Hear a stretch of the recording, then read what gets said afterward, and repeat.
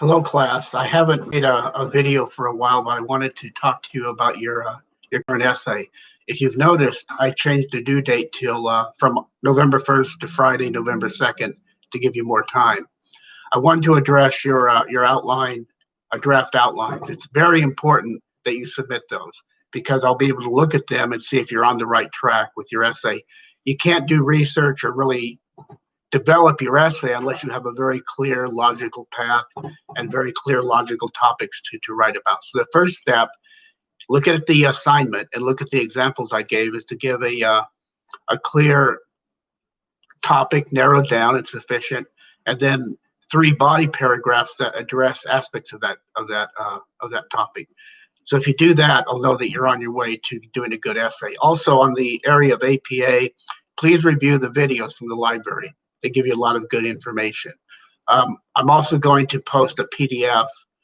I'll attach it that has some things on APA, which I really got from the library. So you can go to the Writing Center, and there's a whole bunch of things you can download on APA formatting that'll really help you a lot.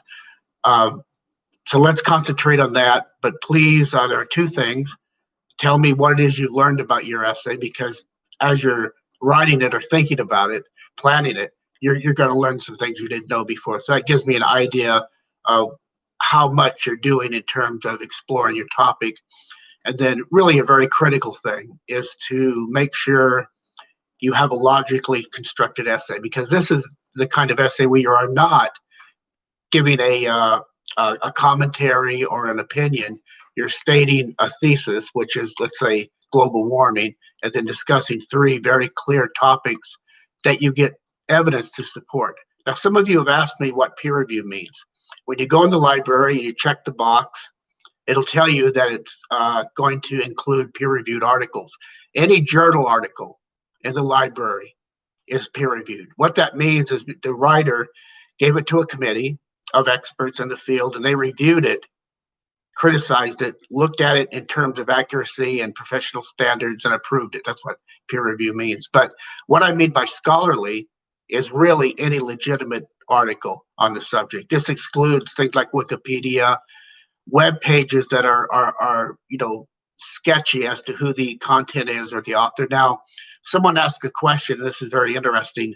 Almost everything in the library is from a database, although you may be able to get it as an ebook or as a PDF, which is fine. But just because it has a URL does not make it a web page. A URL is simply a link to the a database to find it. What I mean by web page is a snippet of an article you got through a search, a Google search, a Bing search, that really you can't identify the legitimacy of the author, the title, who published it, and so it's questionable as to how much value it has. So if you look for good sources that appear to have come from reliable people, reliable authors, reliable publishers, that's going to be scholarly. Okay, well, thank you, and please send me any questions you have, but really it's important you respond to that outline. It's not an outline in a traditional sense.